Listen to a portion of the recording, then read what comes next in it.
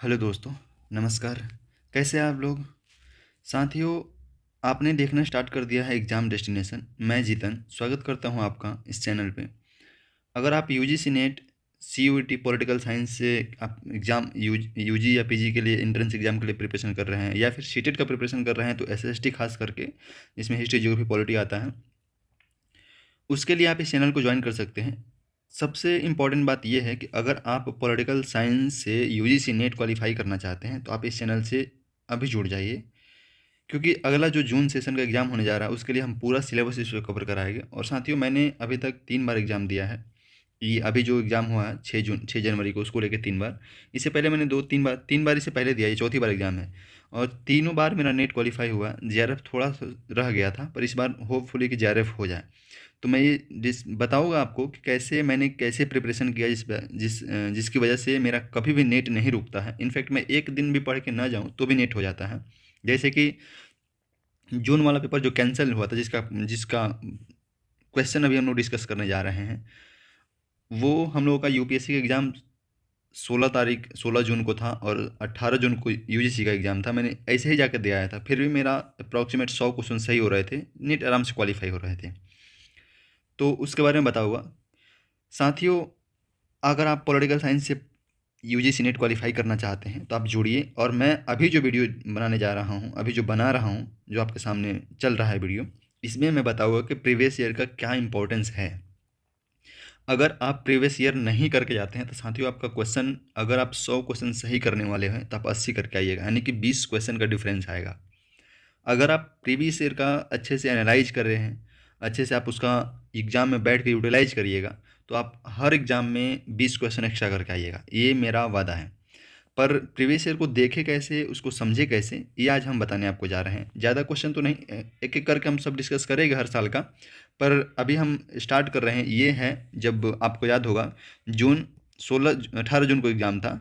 जून 2024 जो कैंसिल हो गया था एग्ज़ाम, पेपर लीक होने की वजह से कैंसिल हो गया था, उसका क्वेश्चन पेपर है। आप इसको देखिए ध्यान से और मैं बताता हूं कि आप कहां एलिमिनेट कर सकते हैं। अगर आपको क्वेश्चन एक भी ऑप्शन आपको पता है चारों ऑप्शन में से, तो आप क्या कर सकते हैं। देखिए, कुछ क्वेश्चन तो है पूरा फैक्ट है जिसको आप कुछ नहीं कर सकते हैं। जैसे स्टार्टिंग का क्वेश्चन आप देखिए, अगर आपको आता है तो ठीक है, अदरवाइज आप गेस ही कर सकते हैं। देखिए, कह रहा है कि finance commission comes under which article of the Indian constitution. वित्त आयोग भारत के संविधान के किस अनुच्छेद के अंतर्गत आता है। अगर आपको याद है कि वित्त आयोग 280 के अनुच्छेद 280 के आर्टिकल 280 के अंतर्गत आता है, तब तो ठीक है, अदरवाइज आप इसको गेस ही कर सकते हैं। तो ये फैक्ट बेस्ड क्वेश्चन है, आपको इसको रट के याद ही करना होगा, कोई उपाय नहीं है।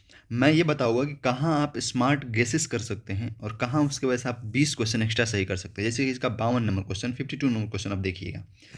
कह रहा है कि arrange the following states into descending. ये ध्यान रखिएगा, ये आपको देखना होगा कि डिसेंडिंग या असेंडिंग पूछ रहा है। डिसेंडिंग ऑर्डर में पूछ रहा है, as there number of members in the state legislative assembly. Lower house की बात कर रहा है, अपर हाउस की बात नहीं कर रहा। अब यहाँ से देखिए, आपको अगर आप ये क्वेश्चन देख पा रहे हैं, वीडियो देख पा रहे हैं, तो आपको ये सोचना चाहिए अभी, अगर आप प्रिपरेशन अच्छे से कर रहे हैं तो, कि लोअर हाउस अपर हाउस क्या होता है। अगर लोअर हाउस और अपर हाउस में डिफरेंस है तो क्या डिफरेंस है, लोअर हाउस और अपर हाउस जो है उसमें कितने मेंबर हैं। लोअर हाउस भारत के सारे स्टेट में होंगे, जबकि अपर हाउस कुछ ही स्टेट में है। तो किस किस किस स्टेट में है, क्योंकि इस बार अगर ये पूछा है तो हो सकता है अगली बार ये पूछ दे कि निम्न में से किस स्टेट में अपर हाउस है, यानी कि विधान परिषद है। तो आपको ये दिमाग में आना चाहिए, क्लिक करना चाहिए प्रीवियस ईयर क्वेश्चन देख के। साथियों देखिए, इसका मैं आपको बता रहा हूँ, अगर ये 52 नंबर क्वेश्चन देखिएगा तो डिसेंडिंग ऑर्डर में बोल रहा है, तो आपको इतना याद होना चाहिए, अगर आप पॉलिटिकल साइंस के विद्यार्थी है तो, कि उत्तर प्रदेश राज्य जो है उसमें सबसे ज़्यादा विधानसभा में सीटें हैं। सबसे ज़्यादा विधानसभा में क्या है, सीट्स हैं। आपको याद हो 403 सीट है उसमें। इतना अगर आपको पता है तो आप एक बात देखिए, क्योंकि ये कह रहा है, डिसेंडिंग ऑर्डर में कह रहा है, तो आपको क्या करना है कि सबसे बड़ा वाला सबसे पहले रखना है। डिसेंडिंग मतलब घटते हुए क्रम में कह रहा है, सबसे बड़ा पहले और सबसे लास्ट में सबसे छोटा रखना है। अगर आपको इतना पता है कि सबसे ज़्यादा सीट से जो है उत्तर प्रदेश में है, तो आप एक को सबसे पहले रखिएगा, और एक को सबसे पहले रखिएगा तो आप ऑप्शन देख पाइएगा, इसमें बी से स्टार्ट किया है, इसमें सी से स्टार्ट किया, इसमें डी से स्टार्ट किया, यानी कि एक ही ऑप्शन है आपके पास जो ए से स्टार्ट है। ये स्मार्ट गेसेस है। अब देखिए, अगर आपको इतना चलिए यूपी हटा दिया, अगर मान के चलो कि यूपी डिलीट कर दिया, तो यूपी डिलीट कर दिया तो भी आप, अगर आपको ये 4 ऑप्शन दे दिया और 4 ऑप्शन में ये बोले कि अब इसको सजा दूं, तो आप इतना याद रखिए कि सबसे कम जो सीट होगी वो असम में होगी, पूर्वी राज्य में सबसे कम होगी, इतना याद रखिए। तो आप दो, क्योंकि तब इसको लास्ट में रखना होगा, असम को लास्ट में रखना होगा, अब ये सी बात है कि लास्ट में रखिएगा। तो आप इस ऑप्शन को काट सकते हैं, इस ऑप्शन को काट सकते हैं, ये और ये हो सकता है, यानी कि 50% तक आ गए हैं। इस हिसाब से आप देखिएगा फिर तमिलनाडु, राजस्थान, मध्य प्रदेश में आपको इसमें स्मार्ट गेस 50% तक आ गए हैं, जबकि यूजीसी ऐसा करेगा नहीं, क्योंकि यूजीसी देखिए सीधा उत्तर प्रदेश लिखता है, यानी कि आप आसानी से गेस कर सकते हैं। तो आपके दिमाग में इतना होना चाहिए कि असम, पूर्वी राज्य में जितने भी स्टेट है उसमें कम होगा, उत्तर प्रदेश में सबसे ज़्यादा है। अगर आप इतना भी कर लेते हैं तो आप इस क्वेश्चन के आंसर तक पहुँच सकते हैं। अगला क्वेश्चन देखिए साथियों, ज़्यादा हम डिस्कस नहीं करेंगे, वीडियो बहुत ज़्यादा लंबा खींचेगा, इसीलिए मैक्सिमम 10 क्वेश्चन डिस्कस करेंगे, बाकी 10-10 करके सब कर देंगे धीरे धीरे करके। अगला कह रहा है, देखिए अब ये भी क्वेश्चन फैक्ट बेस है। कह रहा है कि निम्नलिखित में से किस भारतीय प्रधानमंत्री ने लाहौर स्थित मीनार ए पाकिस्तान की यात्रा की थी। आपको याद होगा, अगर ये याद है तो ठीक है, अदरवाइज अगर आप पॉलिटिकल साइंस के विद्यार्थी रहे हैं तो आपको याद ही होना चाहिए, और याद होना ही चाहिए, तभी आप इस क्वेश्चन को कर सकते हैं, अदरवाइज आप गेस ही कर सकते हैं। तो आपको कुछ क्वेश्चन में रट के याद भी करना होगा। अगला क्वेश्चन देखिए साथियों, ये देखिए, ये भी क्वेश्चन आपको समझना चाहिए, ये भी आपको याद होगा तो ठीक है, अदरवाइज आप स्मार्ट गेस कैसे कर सकते हैं ये आप समझिएगा इस चीज़ को। ये देखिए, आप स्मार्ट गेस करने के लिए आपको, हाँ तो साथियों देखिए, अगर आप अब अगला क्वेश्चन आप देख पा रहे हैं, इसमें क्या कह रहा है कि राजनीतिक नेता दे दिया है और राजनीतिक दल दे दिया है, political party and political leader दे दिया है। अब किसके किसके साथ संबंध है ये आपको देखना है। देखिए, अगर आप इसमें जैसे कि आपको नहीं पता है तो एक भी कोई पता होगा। जैसे मैंने जब क्वेश्चन को देखा था इसको फर्स्ट बार में, तो आप देखिए मैं आपको बता रहा हूँ, अगर आपको इतना पता होगा कि ये ज्योति बसु जो है ये सीपीआई-एम से है, केवल एक कोई पता हो, सीपीआई-एम ज्योति बसु, आप इसको मिलाइए, सीपीआई-एम ज्योति बसु, सीपीआई-एम ज्योति बसु, तो आप देखिए ए का तीसरा करिएगा, ए का तीसरा आपको केवल एक ही में है और कहीं भी नहीं है, केवल एक ही में है और कहीं भी नहीं है। अगर आपको देखिए एक भी पता हो, देख रहे आप यूजीसी कैसा आपको क्वेश्चन सेट कर रही है कि आपको एक भी पता है तो आप कर ले रहे हैं।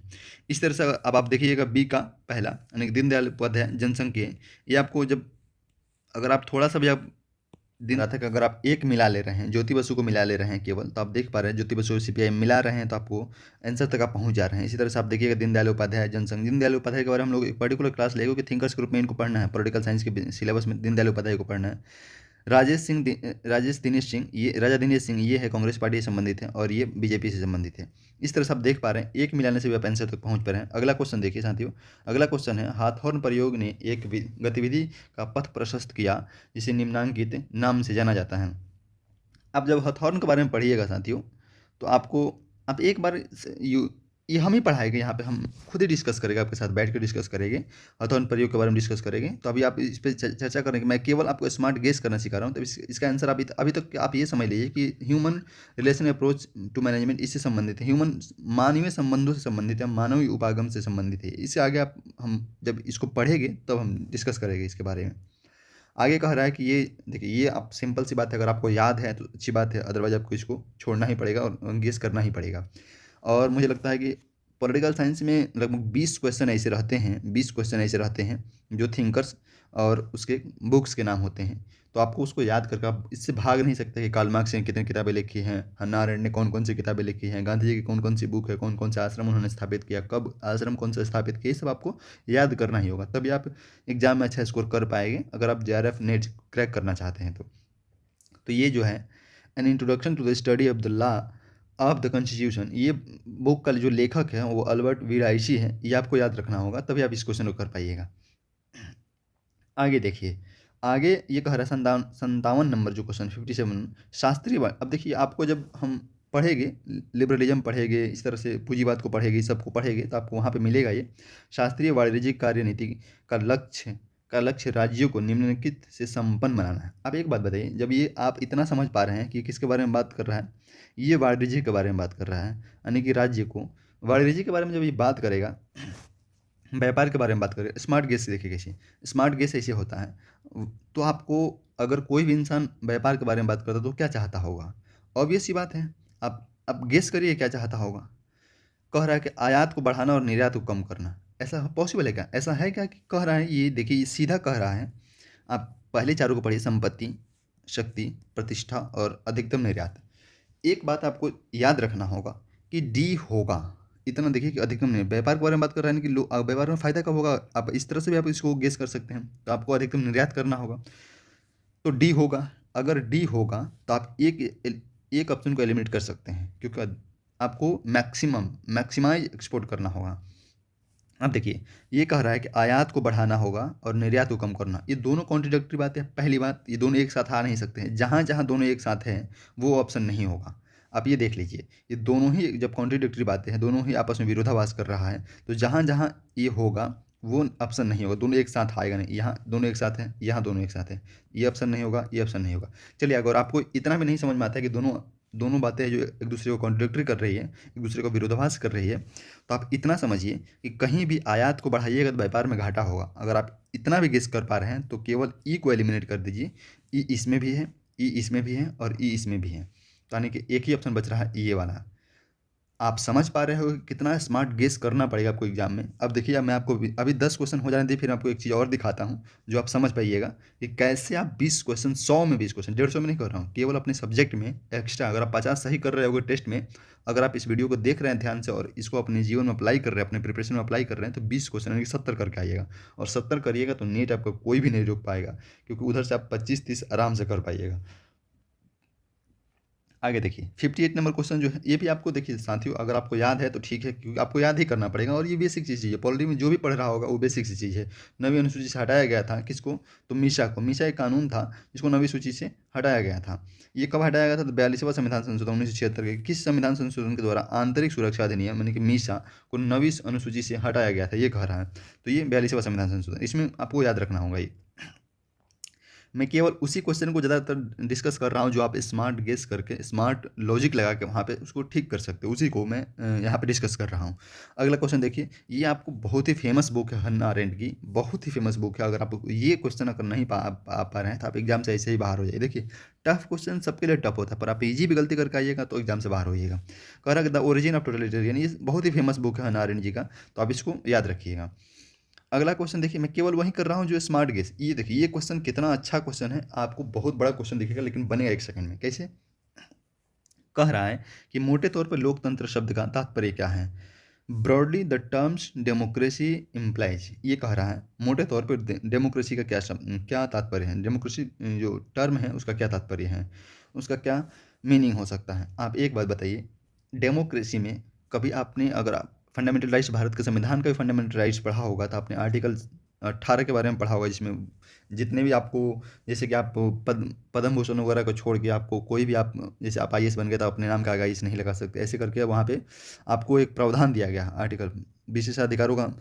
ये क्या कह रहा है कि विशेषाधिकार एवं पदानुक्रम पर आधारित समाज होना चाहिए। आप समझ रहे हैं, a society based on privileged and hierarchy. अगर हायरार्की पे संविधान होगा, प्रिविलेज किसी को दिया जाएगा, तो ये अगर विशेषाधिकार किसी को दे दिया जाए तो फिर उसमें डेमोक्रेसी तो रहेगा नहीं। विशेषाधिकार अगर, अब फिर यहाँ बोले कि रिजर्वेशन तो दिया जाता है, रिजर्वेशन तो देखिए साथियों, रिजर्वेशन केवल समानता को लाने के लिए दिया जाता है। क्या कोई समाज का ऐसा वर्ग है जो समान रूप से नहीं, आपके समान नहीं है, तो उसको रिजर्वेशन देके एक प्लेटफॉर्म दिया जाता है कि आप समान से समानता ला के कंपटीशन कराया जाए। मार्क्स के जैसे नहीं, परिणामों की समानता कोई किसी को नहीं चाहिए। परिणामों की समानता मार्क्सवादी बोलते हैं, परिणामों की समानता भी ले आइए, मतलब। तो यहाँ पे देखिए, विशेषाधिकार अगर समाज में रहेगा तो डेमोक्रेसी नहीं होगी। आप एक ऑप्शन को काट दीजिए, बस केवल एक ऑप्शन को काट दीजिए, क्योंकि डेमोक्रेसी में विशेषाधिकार नहीं होना चाहिए, डेमोक्रेसी में विशेषाधिकार नहीं होना चाहिए। अगर आप एक ऑप्शन को काटिए, किसको काटना है, केवल ए को काटना है। ए इसमें भी है, ए इसमें भी है, ए इसमें भी है, तो आप ऑप्शन तक आसानी से पहुंच सकते हैं। इनफैक्ट आप इसको नहीं भी पढ़िएगा तो भी आप, अगर आप कॉन्फिडेंट है अपने ऊपर कि ये वाला क्वेश्चन, ये वाला ऑप्शन नहीं होगा, तो आप आसानी से आप इस क्वेश्चन को कर सकते हैं। बस यहाँ यही करना है। कुछ क्वेश्चन यूजीसी बहुत ही बकवास भी सेट करता है, जिसको आपको बनाना बहुत ही मुश्किल काम होता है, पर हाँ, आप गेस ही कर सकते हैं और कुछ नहीं कर सकते हैं। जैसे कि ये बोल दिया कि लोकसभा के अध्यक्ष जो है, लोकसभा स्पीकर, उनको कार्यकाल के रूप, उनके कार्यकाल जो है उसके अकॉर्डिंग उनको आप व्यवस्थित कर दीजिए। Arrange the following Lok Sabha speakers in the chronological order, ये कह रहा है ये। तो आप देखिएगा, इसमें आप जब देखने जाइएगा तो आपको अभी तक जितने भी हुए हैं, ये 17वें जो अभी 17 अभी तक हुए हैं, 17वें हैं ओम बिरला जी। अगर आप इनको तो 17 क्योंकि इस बार जब ये 18 जून को एग्ज़ाम हो रहा था साथियों, इसमें क्रोनोलॉजिकल ऑर्डर सजाने के लिए सीजीआई को पूछ दिया, स्पीकर को पूछ दिया, फिनेंस कमीशन के जो अध्यक्ष है उनका पूछ दिया, इतना पूछा हुआ था। सीजीआई को कितना कोई याद कर सकता है? सोचिए एक सीजीआई, 50 से ज़्यादा सीजीआई अभी तक हो चुके हैं, 52वां शायद 51वां अभी चल रहे हैं। कितना कोई याद कर सकता है सबका कार्यकाल के अकॉर्डिंग? तो थोड़ा सा टफ होता है इसको याद करना, पर ये ज़्यादा तो नहीं, 17 है तो याद होना चाहिए था ये। लेकिन अफसोस मुझे भी याद नहीं था साथियों, क्योंकि मैं उम्मीद ही नहीं करके गया था कि ये क्वेश्चन भी इस तरह से आएगा। हालांकि मैंने गेस किया था, ये क्वेश्चन गलती कर दिया था। पर जब मैं रूम पे आके देखा था तो अब देखिए, इसमें अगर आपको दो भी याद है कि सबसे पहले, अगर आप तीसरे नंबर के जो स्पीकर थे वो हुकुम सिंह थे, सरदार हुकुम सिंह। अगर आपको इतना याद है तो आप देखिए, दो क्वेश्चन को आराम से एलिमिनेट कर सकते हैं, इसको हटा सकते हैं, इसको हटा सकते हैं।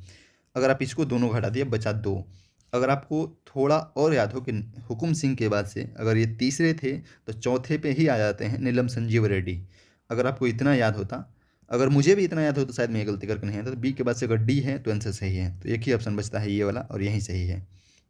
बाकी ये पांचों के बारे में आपको पढ़ने की ज़रूरत भी नहीं थी अगर आपको दो याद था तो। पर एक्चुअल में बात ये थी कि ये अभी का जो हाल फिलहाल का 1-2 दशक के हैं उन लोगों को नहीं दे करके, 2-3 दशक का उन लोगों को नहीं देखे, क्योंकि इधर देखिए तो मनोहर जोशी से तो हम लोग को ऐसे ही याद रहता है, मनोहर जोशी, सोमनाथ चटर्जी, मीरा कुमार, सुमित्रा महाजन और ओम बिरला, ये सब याद रहता है। पर इससे पहले जो थे, क्योंकि ये बहुत पहले का पूछ दिया था, तो याद रखना थोड़ा सा मुश्किल था और मैंने इसको प्रिपेयर करके भी नहीं गया था। तो साथियों उम्मीद करते हैं कि देखिए, अभी तक हम लोगों ने 10 क्वेश्चन को डिस्कस किया है, 10-11 क्वेश्चन को डिस्कस किया है। मैं आपको एक चीज़ दिखाता हूँ। 10-11 क्वेश्चन में देखिएगा आप, पहला क्वेश्चन ये जो आप स्मार्ट गेस के थ्रू कर सकते हैं, ठीक है। एक ये क्वेश्चन हो गया, बाकी मैं केवल उसी को दिखाता हूँ। दूसरा, अगर आपको ये भी याद हो तो आप ये भी कर सकते हैं, अगर आपको एक भी याद है तो। दूसरा, तीसरा आपको मैं दिखाता हूँ, ये तीसरा क्वेश्चन आप ये है, तीसरा ये, क्योंकि ये भी आप देखिएगा कि स्मार्ट ही गेस कर सकते हैं आप, इसको लॉजिक लगा के ही वहाँ पे आप इस क्वेश्चन को कर सकते हैं। तीसरा ये हो गया। चौथा क्वेश्चन आप देखिएगा, ये चौथा क्वेश्चन ये है, क्योंकि ये भी आपको समझ के ऊपर आधारित थी।